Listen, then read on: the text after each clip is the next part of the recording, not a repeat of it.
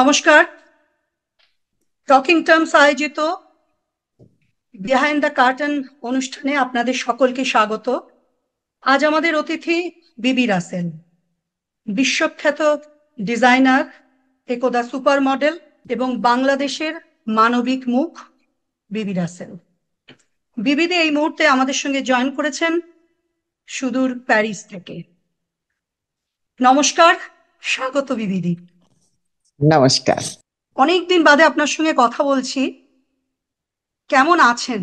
যে বাংলাদেশ থেকে প্রতিদিন যে ছবিগুলো নানা সোশ্যাল মিডিয়া মারফত বা মিডিয়া মারফত আসছে, সেগুলো খুব ডিস্টার্বিং। আমি বলতে চাই, আমি নিজেই কিন্তু অনেক দিন পরে বের হলাম দেশ থেকে। একটা ইম্পর্টেন্ট মিটিং ছিল অলিম্পিক আর্টের উপর, প্লাস ইউনেস্কোর হেডকোয়ার্টার। হ্যাঁ, একটা তো মানে সময় পার হচ্ছে আমরা জানি না।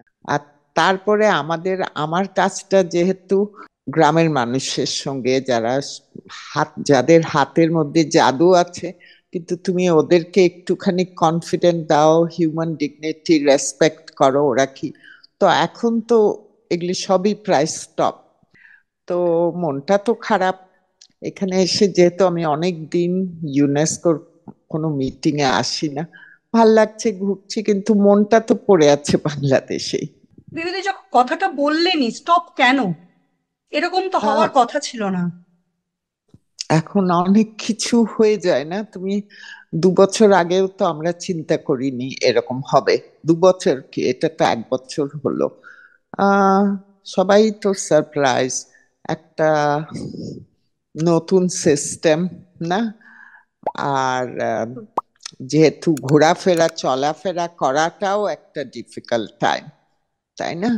আর আপনারও মানুষ, আপনারও পক্ষে। আমার ডিফিকাল্ট টাইম এর জন্য যে মানে আমি তো অনেক দিন এক জায়গায়, আমি কোনো সময় এক জায়গায় আইদার ছুটি অন্য দেশে আমার কাজটা শেষ করে এখন এক জায়গায় আছি। আমি বাংলাদেশেই আছি। কেন আমার মনে হয় এই সময়টায় দে রিয়েলি নিড মি, আর এই সময় আমি দেশ ছেড়ে অন্যখানে কোথাও যাব না। কেন, অলরেডি তো অনেক পিছিয়ে গেছি কাজে, তাই না? তোমার মানুষের যে একটা মনোবল, ইউনো, হুম হুম এখন হুম। কি হচ্ছে, মানুষ যেরকম করে পারে চলছে। আর আমার কাজটা যেহেতু বাংলাদেশে থাকলেও এরকম না যে আমি ঢাকায় বসে থাকি। হুম আমার হুম। কাজটা কিন্তু মানে ইন্ডিয়া গেলেও কলকাতায় তোমরা আমাকে খুব কম সময়ে দেখো। এখন প্যারিস দেখে আমি মিটিং গুলি ইউনেস্কোর হেডকোয়ার্টারে দেখে আমি প্যারিসে আছি। কিন্তু হুম। এমনি তো শহরে আমার কোনো কাজই নেই এক্সেপ্ট মিটিংস, কমিউনিকেশন। তো নতুন সিস্টেমে, নতুন জিনিসে তোমরাও জানো, চলতে গেলে মানুষের তো অনেক সময় লাগে। দিদি, কদিন আগেই আপনার কথা ভাবছিলাম আলাদা করে। আম, সেটা উইথড্রন হয়ে গেছে, একটা নোটিশ বাংলাদেশ ব্যাংকের। তাদের কর্মীদের বলছেন যে লেগিংস পরা যাবে না, ছোট হাতা হ্যাঁ পরা যাবে না। দেখেছি, হ্যাঁ হ্যাঁ তখন দেখেছি, আমি মানে দেখেছি। আপনার কথাই মনে এলো যে 70 দশকে আপনি সুপার মডেল, আপনি ইউরোপে কাজ করছেন এবং ডিজাইনিং নিয়ে এরকম এক্সপেরিমেন্ট করছেন 70 দশকে। 71 হুম। হয়েছে তারপরেই কিছুদিন বাদেই। তো এই ফারাকটা, এটা কতটা, এটা কিভাবে দেখছেন? আপনিও তো দেখেছেন ওই এই ধরনের যে হ্যাঁ ফটোগুলো আমিও এটা আসছে। দেখেছি, দেখেছি। আম, শোনো, অনেক কিছুই তুমি করতে পারো একটা নতুন জিনিসে। মানুষ হয়তো চুপ করে আছে, কিন্তু তুমি বাংলাদেশে লেগিংস তো কখন পরবে? লেগিংস বাইরে পরে না, ঠান্ডার জন্য। ওই যে চুড়িদারের মতন পরে না, ওগুলি মিন করেছে। আজকে কিন্তু একটা গ্রামের দিকে আমি ঘুরি, আমি হাসি। অনেক সময় দেখবে গ্রামের মেয়েরা কিন্তু আহ শাড়ি না পরে, মানে মহিলারা, তাঁতিদের বউ বা কাজ করছে, ম্যাক্সি পরছে। এটা ওদের সুবিধার জন্য পড়ছে, তাই না? কেন, চলাফেরা করতে শাড়ি পরলে হয়তো অনুষ্ঠানে শাড়ি পরে। হ্যাঁ, আনলেস তুমি বিকিনি পরে ঘুরছো, বা একটা গ্রামে গিয়ে ছোট্ট একটা মিনি স্কার্ট, খুব রিভেলিং কাপড় পরছো, তোমার মনে হয় না যে কেউ বাংলাদেশ ব্যাংকে যারা চাকরি করে, ধরো তুমি একটা তারা প্রতিষ্ঠানে চাকরি করো, তুমি কিন্তু জানো কি পরে যেতে পারো, তাই না? আমি তো ঠিক। দেখিনি, আমার অফিসটা খুব ক্লোজ টু বাংলাদেশ ব্যাংক মতিঝিলে, হুম। আমি হুম। কখনো কাউকে দেখিনি ওরকম কাপড় পরতে, যে একটা কাপড়ের কোড নিয়ে ওরা কথা বলবে। ওটা তো উঠে গেছে, মানে দুদিন পরেই দেখেছি এটা আর নাই।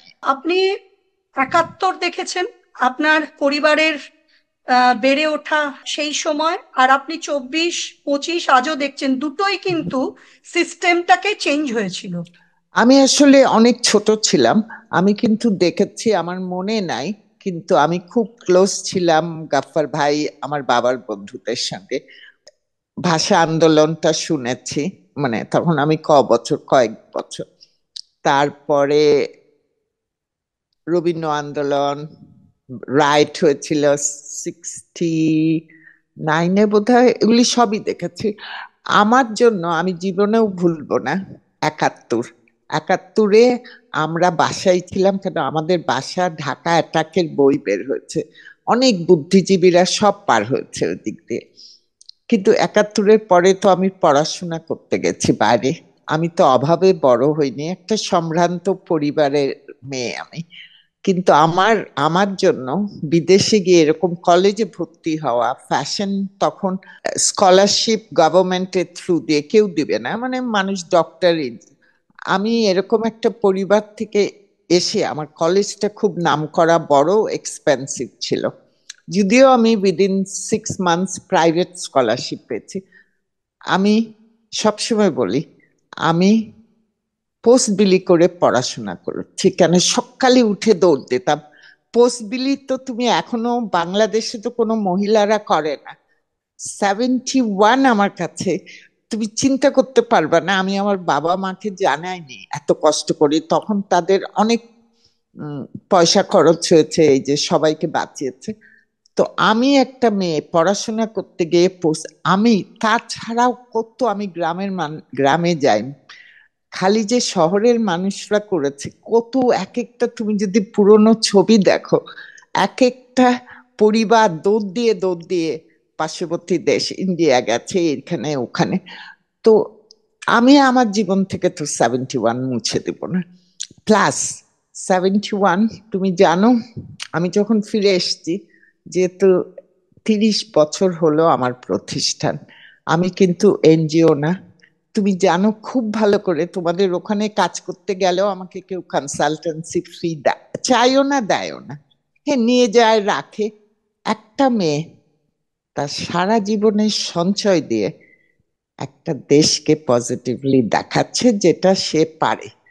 হ্যাঁ, তো 71-এ তুমি যদি সব ছবিগুলি দেখবে, গামছা তো আমাকে ফ্যাসিনেট করেছে এই ছোটবেলার থেকে। কেউ কোমরে গামছা, কেউ বন্দুকে গামছা, ঘাড়ে গামছা। আমি মনে করি গামছা আমাদের একটা প্রতীক হওয়া উচিত ছিল। 71-এ দেখবা দৌড় দিচ্ছে সব, গামছা মাথায়, গামছা এখানে ওখানে। তো এটাও কিন্তু একটা কারণ, যে যে হুম। গামছা নিয়ে আমরা 71টা করেছি, আমার প্রতীক। উঠানের প্রতীক। তো হুম, এবং সবকিছু এই যে হতে পারে। ইন্ডিজেনাস, ইন্ডিজেনাস মানে যেটা নিয়ে আমরা এই কলোনিয়াল কথা বলি, ধরুন আপনার হুম, কচুরি পানা নিয়ে কাজ, হুম, আপনার হুম।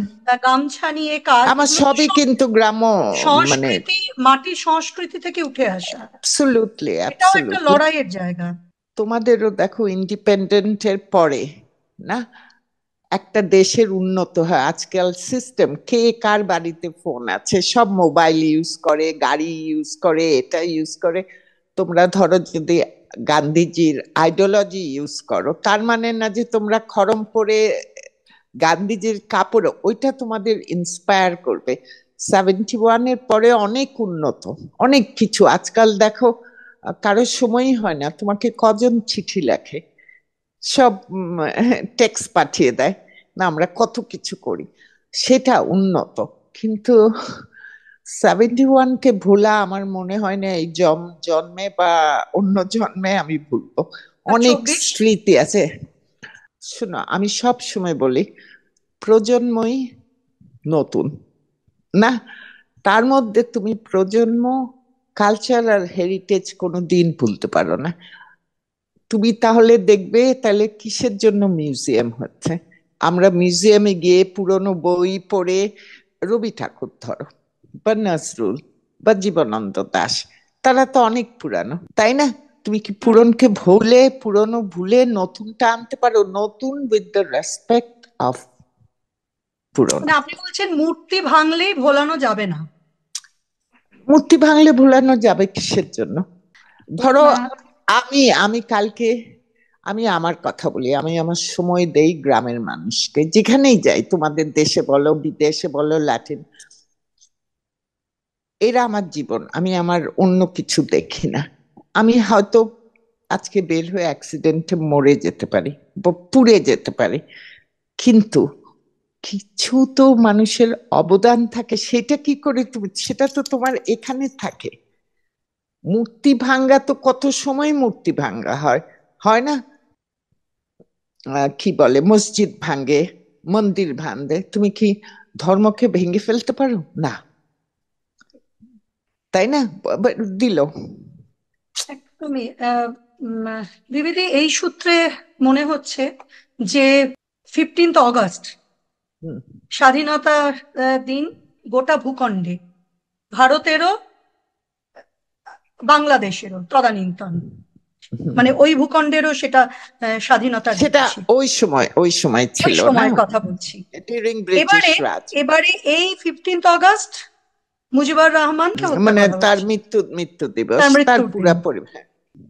আজকে এই 15 অগস্টকে যখন আপনি লুক ব্যাক করেন, কিভাবে দেখেন? এবং যে মুজিবকে আজকে বঙ্গবন্ধু, তার, তাকে সবাই ডাকতেন, তার নাম লিটারেলি মুছিয়ে মুছে ফেলার একটা চেষ্টা চলেছে, হচ্ছে। কিভাবে এই মুহূর্তে দাঁড়িয়ে আপনি 15 অগস্টকে দেখেন? শোনো, যেটা আমি দেখি, যেটা আমার চিন্তাধারা, আমি খালি এটুকুন বলতে পারি তোমাকে, আমার কাজের মধ্যে কিন্তু আমি কোনোদিনও দেখিনি কোনো একটা ঘরে, যে কোনো পরিবারে তুমি দেখো, আহ গান্ধী পরিবারে বিজেপি আছে, কংগ্রেস আছে, সব প্রত্যেকটা পরিবারে কিন্তু একটা পলিটিক্যাল পার্টি সাপোর্ট করে না, বিভিন্ন, সেটা তোমার নিজস্বতা, সেটা কেড়ে নিতে পারো না। আমি আমার সঙ্গে কাজ করে আমি বুঝি যে এ হয়তো আওয়ামী লীগ, এ হয়তো বিএনপি, এ হয়তো দেশ সাপোর্ট করে, আমি তখনই আমার অবজেকশন দেই যখন দেখি child abuse, drug abuse, fundamentalist, একদম বুঝতে পারি, আস্তে করে সরে যায় সেই জায়গার থেকে, বুঝছো না? কিন্তু অ্যাজ আ বাঙালি তুমিও জানো, আমিও জানি, আমি যখন গ্রামে, তোমরা আমাকে দেখেছো, আমি তো মডেলিং করে আমার পয়সা করছি, কোনোদিন দেখেছো লিপস্টিক স্টেলেটো হিল পরে বা আমি গ্রামে ঘুরছি? নো, আমি জানি কাদের সঙ্গে আমার কাজ করতে হবে, তাদের কাছ থেকে তাদের কনফিডেন্টটা নিতে হবে, তাদের হিউম্যান ডিগনিটিটা রেসপেক্ট করতে হবে। আমি যদি ওইটাই ওরকম করেই যাই পোশাকে, আমার দিকে তো তাকিয়েই থাকবে ওরা কাজ ছেড়ে। তো সেগুলি তো আমরা লার্ন করি নিজেদের বাড়ির থেকে, নিজেদের মা বাবার থেকে। তুমি ভুলে যাবে তোমার মা বাবাকে? ভুলতে তো পারবে না। তাদের সঙ্গে তোমাদের আর্গুমেন্ট হতে পারে, বা বলে আমরা এরকম করে করছি, আমরা বুঝাই এটা এখন 21st সেঞ্চুরি, কিন্তু অরিজিনালি তো বাড়ির শিক্ষাটাকে আগে আমরা, মানে আস্তে আস্তে করে আমাদের মতন করে উইথ দ্য রেসপেক্ট, আমি বলি যেখানে কালচার হেরিটেজ ভুলে যাওয়া ইম্পসিবল, তুমি কি আপনি সব বলছেন ভেঙে ফেল? যতই, হ্যাঁ, মানে যতই চেষ্টা হোক, যাই হোক, হ্যাঁ, এটা কিন্তু ভোলাটা চাবে, সম্ভব নয়। হ্যাঁ, তাহলে কেউ কি? চাবে না, কেউ চাবে না যে কারাপশন যেই আসুক, কারাপশন বা মিস ইউজ অফ পাওয়ার, এগুলি কেউ চায় না, সে যেই পলিটিক্যাল পার্টি হোক, কেউ চায় না। কিন্তু কিছু জিনিস, যেমন আমি বলি, আমি ছোটবেলায় কিন্তু মাওলানা ভাসানীর অনেক ইনফ্লুয়েন্স, আমাদের বাসায় এসে উনি থাকতেন, দেখতে উনি একটা টুপি পরতো, হুম, অনেক কিছু, লম্বা পাঞ্জাবি লুঙ্গি, খেতেন অনেক। তো তুমি হয়তো মাওলানা ভাসানীকে পছন্দ করো না, কিন্তু আমার মনের মধ্যে তো ওটা আছে, আমার থেকে এটা নিয়ে নিতে পারবে? আনলেস তুমি আমাকে মেরে ফেলো, বুঝছো? আমি জাস্ট ছোট ছোট জিনিস দেখছি এখন। সেটাও তোমার তো হচ্ছে। তোমার পলিটিক্যাল ভিউ যেটাই হোক না কেন, আনলেস তুমি মিসইউজ করো, কারাপশনের ম্যাক্সিমাম যেই গদিতে বসে সেই কিন্তু কারাপশন আছে, সেটা নিয়ম, this part of the world. কিন্তু তার মধ্যেও আমি বলি, খারাপের মধ্যেও যদি এক ফোঁটা ভালো থাকে, সেটাকে অ্যাপ্রিসিয়েট করা আমাদের সময় এসছে। কিন্তু আচ্ছা। আমরা একটা সবকিছুই, হ্যাঁ। তাই না, আমরা কি মানে কি কি এক্সপেক্ট করছেন, কি এক্সপেক্ট করছেন আজ থেকে 1 বছর 2 বছর বা 6 মাসের মধ্যে আপনি কি এক্সপেক্ট করছেন, আর বাংলাদেশ সরকারকে আপনি কি বলতে চান? আমি কিছুই বলতে চাই না। আমার কোনো আমি একদম, জানো, আমি বোধহয় এত রিসার্চ আর এত কাজ করছি, কোনোদিন, হ্যাঁ, প্রোডাক্ট বিক্রি হয় না, কিন্তু আমি আমার মেন্টালি একদম 100%, আর তাছাড়াও বের হচ্ছি না। ধরো আমি যখন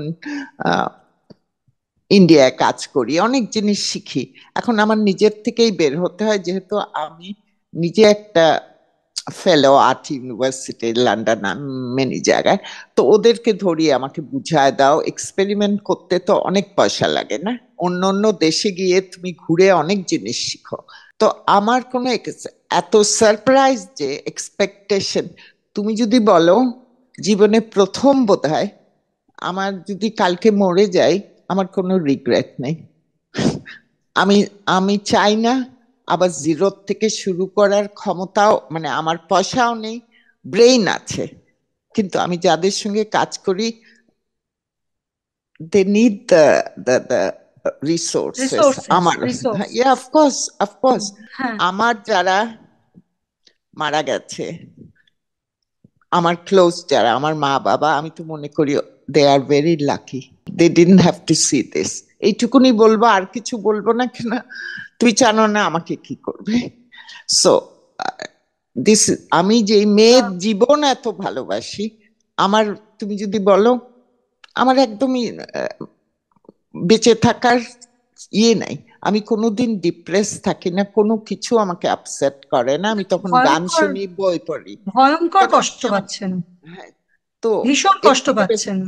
হ্যাঁ, অফকোর্স, তুমি আবার ওদেরকে কনভিন্স করে করার, এখন যেটা হচ্ছে, যখন তোমার সিচুয়েশনটা এরকম, হ্যাঁ, সব মেশিন মেড, পাওয়ার লুম, জিনিস আসছে বাইরের থেকে, তখন তুমি, ওরাও কিন্তু আমার যেই ফিলিংসটা, ওরাও অনেক সময় ভাবি বেঁচে হুম। আছি, একটু লোভ, লোভটা হলো যেটা আমাদের এখানে অনেক বেশি, লোভটা হলো আমি মোর ডেঞ্জারাস দেন এনিথিং এলস। লোভে মানুষ যে কত কিছু করে ফেলে। তো আমার মনে পড়ছে যে আহ, মানে আপনার যে শুরুতে বলেছিলাম যে মানবিক মুখ, সেটা যে মানুষ মনে করে তার তো অনেক কারণ আছে ঐতিহাসিক। তার মধ্যে একটা হচ্ছে যতবার সেই দুর্যোগের মধ্যে যখন গ্রাম ভেসে গেছিল, সেইখান থেকে আপনি নিজে উদ্যোগ নিয়ে চরকা দিয়ে সেইখান থেকে আপনি এই তাঁতকে বেস করে, মানে তাঁতকে ভিত্তি করে তার ইকোনমিক যে আপলিফটমেন্ট সেটা সেখানে ঘটেছিল। সেই মানুষটা আজকে বলছেন এত কষ্ট পাচ্ছেন যে তার মানে প্রাকৃতিক দুর্যোগ থেকে লড়া যায়, হ্যাঁ, মানুষের তৈরি প্রাকৃতিক যোগ্য, আমরা দুর্যোগ একটা থেকে লড়াটা পার্ট ভীষণ অফ দ্য মুশকিলের। ওয়ার্ল্ডে থাকি, যে ডেল্টা না পানি, তুমি জানো, hmm. That's part of our life. বন্যা, বন্যা না হলেও অসুবিধা, বন্যা হলেও অসুবিধা, বৃষ্টি হলে আমরা বলি আরে ড্রেন ট্রেন পুরে, বৃষ্টি না হলেও আমরা কমপ্লেন হুম। করি, এগুলি হলো ইউ ক্যান হ্যান্ডেল। কিন্তু কালচার, নৃশংসতা নিষ্ঠুরতার কালচার, হেরিটেজ, বিরুদ্ধে। এগুলি হলো তো, আহ, তোমাকে আমার ভালো না লাগতে পারে, মিশবো না, চুপচাপ এড়িয়ে যাব, তোমাকে আমার মেরে ফেলার অধিকার তো নেই, বা তোমাকে অন্য কিছু। একটা দেশ, তুমি চিন্তা করে দেখো, বেঙ্গল, যত ভালো ভালো পণ্ডিত, আর্টিস্ট, সিঙ্গার, তুমি বেঙ্গলি কালচারকে নতুনত্ব আনতে পারো। আমি তোমাকে দেখলাম, তোমাকে পেইন্ট আঁকবো, অরিজিনাল মহুয়াকে না দেখে আমি কেমন করে আঁকবো? তোমার কানটা এখানে দিয়ে দিব, নাকটা এখানে দিয়ে দিব, হ্যাঁ, তোমাকে দেখে আমি ডাইভার্সিফাইড করতে পারি। জানি না, ডিজিটাল ওয়ার্ল্ডও এখন দেখো কি হচ্ছে। আপনি মানে এত কষ্ট পাচ্ছেন যে আপনি সামনে কোনো কোনো কিছু আশাই দেখতে পাচ্ছেন না, কোনো আমি আমি পরিবর্তনের কোনো দিনকে আশা আছে? হয়তো হবে, দেখি কি হয়। আমি সবার মতন আমিও দেখি কালকে কি হবে। আমি লং টাইম প্ল্যান করি না, কিন্তু বসেও থাকি না, সারাক্ষণই দেখি কি হবে, কি করা যাবে, মানে এগুলি দেখি। কিন্তু তুমি যদি বলো, আমার একদমই বাঁচার ইচ্ছা নেই। মানে আমি যার জন্য 30 বছর, এটা গোটা কোনো জীবন কমপ্লেন না। দিয়েছেন। হ্যাঁ, আমার সবাইকে বাদ দিয়ে আমি যখন কোথাও যাই, ইভেন ধরো কলকাতা, তোমাদের সঙ্গে তো দেখাই করার সময় পাই না আমি। আমি চাই না এই বয়সে এসে, এই সময় এসে আমার মাথায় ঢুকেনি, ঢুকুক। আমি কি ভুল করেছি? নিজের স্বপ্নকে নিজে ভুল চিন্তা হওয়া তো আমি কোনো সময়, আমি অনেক বিজি থাকি। আপনার সঙ্গে এই ইন্টারভিউটা নিতে শুরু করেছিলাম একটা জায়গা থেকে, সারা পৃথিবী জুড়ে সব দেশের সব ছবি সব খবরই আসে, সুতরাং ভারাক্রান্ত সবাই। এবং এই প্রসঙ্গে একটা কথা বলি যে যেহেতু দেশভাগ হয়েছিল এবং এখানে বহু মানুষ যাদের রুটস, যাদের শিকড় ওখানে রয়েছে, হুম হুম আহ, যাদের মানে পরের অনেকগুলো দ্বিতীয় বা তৃতীয় জেনারেশন, তারা হয়তো আমার বন্ধু, আহ, যাদের মা বাবা এসেছেন বা দাদু দিদিমারা এসেছেন বা ঠাকুরদা ঠাকুমা এসেছেন, তারা সবাই বলছিলেন, বিশেষ করে গত বছর তো বলছিলেন, এবং সব সময় তাদের বাড়িতে না একটা ইন্টার জেনারেশনাল শক, এটা হ্যাঁ, তারা বহন করছেন। মহুয়া তুমি যখন এটা দেখো, বাদ হচ্ছে দাও তখন তুমি। অসুস্থ তুমি বোধ করছেন, বলছেন কতবার দেখবো এই ঘটনা। তুমি বাদ দাও পলিটিশিয়ান, কর্পোরেট, এগুলি বাদ দাও। তুমি মুক্তিযুদ্ধের ছবিগুলি দেখো, তুমি দেখবে গ্রামের মানুষরা দৌড় দিচ্ছে, দৌড় দিচ্ছে। কত মানুষের প্রাণ গেছে। হ্যাঁ, আমরা আমাদের মোস্ট ইম্পর্টেন্ট ইন্টেলেকচুয়ালদের মারা গেছে। হারিয়েছেন। কত মানুষ। তো তুমি সেটা কোনোদিন ঠিক আছে, ওটা হচ্ছে, ওটা যেন আর না হয়।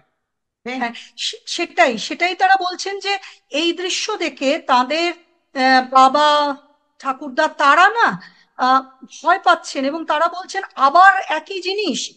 এটা কিন্তু তাদের তারা অসুস্থ হয়ে পড়েছেন, অনেকে এরকমও রয়েছে। হ্যাঁ, আমি তুমি সবাই চাই একটা দেশ সন্ত্রাস মুক্ত, কারাপশন, ইয়েস। রেষারেষি তোমার সঙ্গে তোমার নিজের বাড়িতেই তো হতে পারে। ছেলে, হাজবেন্ড পছন্দ হলো না, এটা তার মানে না তো তুমি তাকে মেরে ফেলবে। তুমি তাকে কিছু করবে, তাকে একটা চান্স দিবে বুঝাবার। যদি না হয়, ইউ গো সেপারেটলি। আর বড়দের কোনো কোনো কোনো রেসপেক্ট নাই। তুমি কি ভুলে যাবে আজকাল? ধরো, আহ, ভারতে এস ডি বর্মন, কি বলে, ওস্তাদ আলাউদ্দিন খানেরা ছিল। এখন নতুন জেনারেশন আসছে, তুমি কোনোদিন গান শোনা ভুলবে? তুমি কোনোদিন উদয় শঙ্করের নাচ, হ্যাঁ, হচ্ছে সে তার মতো, তাকে রেসপেক্ট না করে খালি নতুন যারা নাচছে তাদের হবে?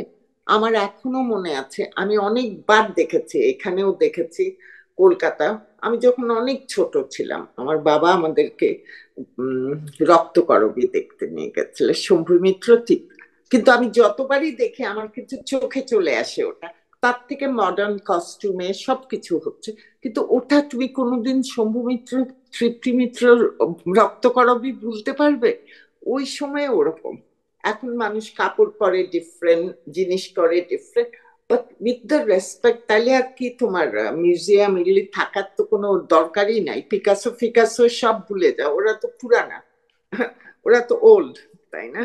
একমাত্র যেদিন সঞ্জিদা খাতুন চলে গেলেন, হুম, সেই দিন ছায়ানটের ওরা ওদেরকে দেখে কোথাও একটা একটা যেন সিলভার লাইনিং একটা মনে হচ্ছিল, যে সঞ্জিদা খাতুন রয়েছেন সামনে, আর ওরা ঘন্টার পর ঘন্টা গোটা দিন সন্ধে জুড়ে ওরা শুধু রবীন্দ্রসঙ্গীত গেয়ে গেলেন।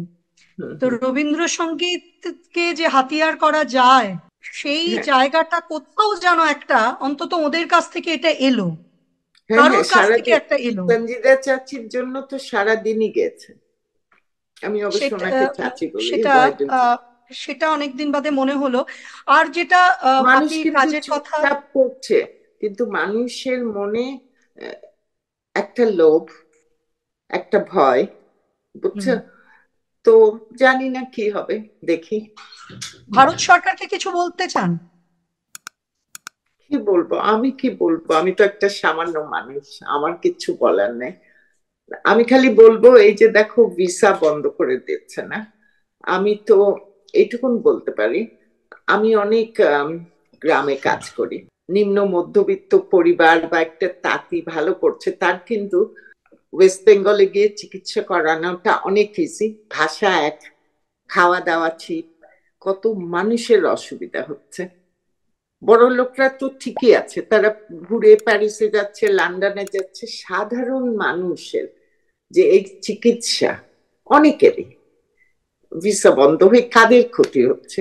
কোনো হাইফাই মানুষের হচ্ছে, কোনো সরকারের হচ্ছে? সাদা আমাকে যখন বলে, যা আপা প্লিজ, আমরা যদি যেতে পারি, ট্রেনে যেতে পারে, বর্ডার ক্রস করে যেতে পারে, খাওয়া দাওয়া এখনো তো চিপার, তাই না, ইন্ডিয়াতে? তো এইসব কারা, কারা ক্ষতি হচ্ছে? আমার মতন একটা মেয়ে যে করে যাচ্ছে, জানি না বিক্রি হবে কিনা। তুমি যদি একটা এরকম সিচুয়েশন, তুমি কিন্তু যারা বাইরের অর্ডার গুলি দিবে না, ইটস নট দ্যাট আমাকে আমার কাজ ভালো লাগে না, হঠাৎ প্লেন বন্ধ হয়ে গেল, হঠাৎ কিছু হয়ে গেল, সার্টেনিটিটা নাই মানুষের জীবন চলার পথে, যে হ্যাঁ, যেটা দরকার। আর মানুষের মধ্যে লোভ চলে এসছে, লোভটা খুব খারাপ। দিদি, আপনি নিশ্চয়ই জানেন যে সামনেই আমাদের পশ্চিমবঙ্গেরও ইলেকশন, এবং আমি জানি। সেখানে, হ্যাঁ, এবং এখানে আহ, রোহিঙ্গা, বাংলাদেশ থেকে অনুপ্রবেশ, হুম। এই এটা কিন্তু একটা ইস্যু হচ্ছে, হবে বলেই মনে করা হচ্ছে। এ বিষয়ে আপনার কি মতামত? আমি তো তোমাকে বললাম, এই যে বর্ডার ক্লোজ হলো, তুমি দেখবে বর্ডারে এখন অনেক মানুষ পালিয়ে যেতে চায়, শুট হচ্ছে, মারা যাচ্ছে। এইটাতে দেশের, এই যে বলে কারাপ্টেড পিপল, এগুলি এদের কোনো ক্ষতি নাই, তাদের ছেলে মেয়েরাও আছে, পড়তে যাচ্ছে। সাধারণ মানুষের, ধরো তুমি একটা কিডনি চিকিৎসা করেছো, হঠাৎ করে তুমি যেতে পারছো না, তুমি কি করবে? তাই না? এই সাধারণ মানুষের জন্য, ঠিক আছে, তুমি কেয়ারফুলি থাকো, দেখো দে আর নট কারাপ্টেড, সন্ত্রাস, দে আর নট মৌলবাদী, কিন্তু এইটা খুলে দেওয়া উচিত। তো এটা একদম মানে একটা সুতা দিয়ে বান্ধা না, ডিফারেন্সটা। আমরা এক ভাষা বলি, একরকম করি, they feel so comfortable. Chennai টেন্নাই বাদ দাও, আমি তো না, জানি বেশিরভাগ মানুষই কিন্তু কলকাতায়, ওরা গিয়ে একটা ডাল ভাত ভর্তা খেতে পারতো, ডাল ভাত মাছ খেতে পারতো রাস্তায়। তোমাদের রাস্তার খাবারও তো ভালো না, এটা অনেক আমি। কিছুই, মানে খুব মানে শুরু করেছিলাম একরকম ভাবে, কথা বলতে বলতে খুব মনটা খারাপ লাগছে। কারণ আমি আপনার বাড়িতে গিয়ে থেকেছি, আমি যে টেলিভিশন চ্যানেলের হয়ে কাজ করতাম, তখনও বাংলাদেশের রাজনৈতিক টালমাটাল অবস্থা ছিল, সবসময় ফলে ছিল, সবসময় ছিল, সবসময় ছিল, কিন্তু কিন্তু তুমি তখন আমি আপনার বাড়িতেই আমার থাকার বন্দোবস্ত হয়েছিল। এখন তুমি সুতরাং গেলে আমি আমি দেখেছি জানবো কত। না, আমার কিছু হলে আমি জানবো না আমি কাকে ফোন করব, যেহেতু আমি হুম, রাজি হব না অনেক কিছু করতে। হ্যাঁ, কাজে আমার নিজেরই তো একটা, আমি আনসার্টেনিটি নিয়ে ঘুরছি, তাই না? এবং তো আপনার যে ডেভেলপমেন্টাল ওয়ার্ক, ধরুন আহ, আহ, শিশু আবাসের বাচ্চাদের নিয়ে, আপনি ইউরোপের জেলবন্দীদের নিয়ে আপনার কাজ আছে, জানো, সেখানে আমার কাজ লিলুয়া করেছেন। হোমের কাজ আমি এখনো মনে করি সবচেয়ে ডিফিকাল্ট, সবচেয়ে কঠিন, but end of the day আমি অনেক খুশি ছিলাম। কাজকে আমি ভয় পাই না, বা সাপ ছাড়া কিছুই ভয় পাই না, কিন্তু হয় না, কিসের জন্য করব? আমার কোনো, আমি কালকে মারা গেলে আমার কোনো আমি কেন মানে বারবার মৃত্যুর কথা বলছেন বিবিদি? অনেক কিছু, কেন কিন্তু বারবার বলছেন? আপনি কি খুব আনসার্টেনটি এবং খুব বিপদের মধ্যে আছেন বাংলাদেশেও? আমি এই প্রশ্নের উত্তর দিতে পারবো না, সরি। আছি, কাজ নিয়ে ডুবে থাকি, কোন দিন শুনবে আমি নেই, এটুকুন বলতে পারি, আর কিছু না। কিন্তু আমি আছি, আমি তো সাধারণ মানুষের সঙ্গে মিশি, গ্রামের মানুষের, কিন্তু ওদের মধ্যেও পার্থক্য দেখেছে। এখন কোনো কিছু করতে গেলে বেচারারা কি করবে, ওরা আগেই পয়সা চায়, বুঝছো? কেন কারোই কিন্তু আমার যেরকম নাই, ওদেরও ফাইন্যান্সিয়াল সার্টেনিটি। তুমি করেই যাবা, বিক্রি হবে কিনা জানো না, বাইরেও পাঠাতে পারবে কিনা জানো না। আমার এখন পর্যন্ত স্ট্রেংথ ওদের, ওদের দেখলে হয়তো আপা আপনি কেমন আছেন এইটুকুন যে বলে, কিন্তু মানে হয় না। জাস্ট কিছু জিনিস তো আমি তো এই জন্মে কি কোনো জন্মে দেখবো ভাবিনি, কাজে আমি জানি না, আমি কিছুর তা উত্তরও দিতে আপনি চাই না। কেন আমি একটা অফিস আছে, সব সাধারণ মানুষরা কাজ করে, ওটার জানি। কিছু আমি ধরো চলে আসলাম না বা কিছু, ওটা করব না, মরে গেলেও করব না ওদের সঙ্গে, কিন্তু ওদের জীবনটা কি? কিন্তু আমি চাবো না আমার ছেলেরা কোনোদিন বলবে আরে কি নানি তো কিছু জানতো না, অত শিক্ষিত না, বা আমার যে বই, আমার যে কাজ, আরে কি মা এগুলি কিচ্ছু পারে। উইথ রেসপেক্ট দ্যাট, এর থেকে উন্নতি মানে আমি তোমাকে বুঝাতে পারবো না। আজকাল আমি কোনো রেসপেক্টই নাই, এটা তো খুবই খারাপ। বহুদিন, প্রায় বছর 20 আমি আপনাকে দেখছি। নানা আহ, বাংলাদেশও বছর 20-তে নানাভাবে রাজনৈতিক পরিস্থিতি সেখানে পরিবর্তন হ্যাঁ, হয়েছে, অনেক কিন্তু কিছু। এত হতাশা, এত ভয়, এত ভয় আনসার্টিনটি। না, ভয় না বললাম না, ভয় নেই, কিন্তু হঠাৎ মানে আমি জানি না কালকে কি হবে, একটা প্ল্যানিং। আমি বন্যা দেখেছি, এত সাইক্লোন বিপদের দেখেছি মধ্যে, হ্যাঁ। আমার সামনে, মানুষ চলে যেতে, কিন্তু সেটা তোমাকে শক্তি দেয় আরো কন্টিনিউ করার জন্য। এখন আমার শক্তিগুলি দেখতে হয় আহ বই পড়ে। যেন আমি আমার মার বাসায় থাকি, এটা বলি তোমাকে তাহলে বুঝতে পারবে। হুম, অনেকক্ষণ চিন্তা করি, নাথিং, আমি ডিপ্রেশন আনি না, কি হুম, করি? তো আমার মার বাসায় সব রচনাবলী আছে, অনেক গল্পগুলি পড়লে তো তুমি এত কষ্টের, হুম, হুম, বুঝছো, হুম। যে হয়তো আশাপূর্ণা দেবীর, হয়তো কারো, এরকম পড়ছি আমি, যেগুলি জানি অনেক কষ্টের, ওই বইগুলি বোধহয় 100 বার দেখেছে। তারপর এটা বলতে চাই তোমাকে, আমার অনেক প্রিয় ডাইরেক্টর হলো ঋতিক ঘটক, ঋতিকটা। আমি রিসেন্টলি কতবার মেঘে ঢাকা তারা দেখেছি জানো, এমনিও আগেও বোধহয় 50 বার। এরকম অনেক কিছু আছে, দেখতে থাকি, বুঝছো, যাতে আমার মাইন্ডটা তুমি 100% কনসেন্ট্রেশন থাকে। মানে আমি মনেই করি না যে আমি মেঘে ঢাকা তারা আগে দেখেছি বা বিন্দুর ছেলে আগে পড়েছি, মনে হয় আবার পড়ছি। সুস্থ থাকুন, ভালো থাকুন। আপনি বলছেন যে আপনি ইউরোপে আছেন এখন এবং আপনি বাংলাদেশে। আমি ফিরে যাব সামনের এত সপ্তাহে। এত আনসার্টেনটি, আপনি ভয় বলতে চাইছেন না, কিন্তু পরিষ্কার আমরা বুঝতে পারছি যে ভয় কি, একটা ভয় কি? বিপদের বিপদের মধ্যেও শোনো, আপনি জীবন যেতে যখন চাইছেন। যখন জন্মেছি মৃত্যু হবে। না আমি চুরি করেছি, না আমি কারোটা নিয়েছি, না কোনো সরকারের কাছে চেয়েছি, হ্যাঁ রেসপেক্ট করেছে আমাকে, তো ভয় না, যার জন্য বলছি ভয় না। হয় না, আর যে আমি কাজ না ছাড়া আমার স্বপ্ন আমার কাছে অনেক বড়, আমি সব ফেলে এসেছি, ওইটাই যদি আমি বাস্তবে না আনতে পারবো, বেঁচে থেকে কি, মরা লাশ তো হতে চাই না আমি, জ্যান্ত লাশ তো হতে চাই না। কাজে আমার একদমই ডিজায়ার নাই বেঁচে থাকা, এটুকু আমি বলতে পারি তোমাকে। সামনের দিনগুলো কি হয় তাকিয়ে থাকার। বিবি রাসেলের কাছ থেকে এই অসহায়তার কথা শুনে এই প্রোগ্রাম শেষ করব। এটা এত ছবি দেখছি, এত কিছু না আমি বলি কি করি, সাংবাদিক শোনো আমি হিসেবে শেষ করি। খবর পেলেও মহুয়া, এটা দিয়ে শেষ করব বুঝতে পারিনি। না না মহুয়া, আমি এই শেষ নমস্কার করি। নেবেন। আমি তোমাকে বলি, আমি যখন চিন্তা করছিলাম, আজকে দৌড়াচ্ছিলাম আমার মিটিং এ কিছু লেখা টেখা, যাই হোক, তখন চিন্তা করছিলাম তোমার চেহারাটা কতদিন দেখি না, this is a strength for me. যে তোমাকে তো টেলিফোনে কথা হয়, আমি অত ভিডিও কল টল করি না, কিন্তু এটা একটা পজিটিভ সাইড। কেন তোমাকে আমি কবে থেকে চিনি, 30 বছর ধরে চিনি। তোমাকে দেখলাম, খুব খুশি হচ্ছি।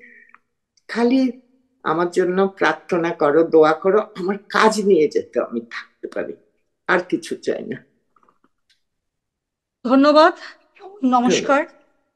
আহ, অশেষ ধন্যবাদ এইভাবে কথাগুলো বলার জন্য, সুদূর ইউরোপ থেকে বলার জন্য। আপনারা সঙ্গে থাকুন behind the curtain talking terms এর সঙ্গে। নমস্কার।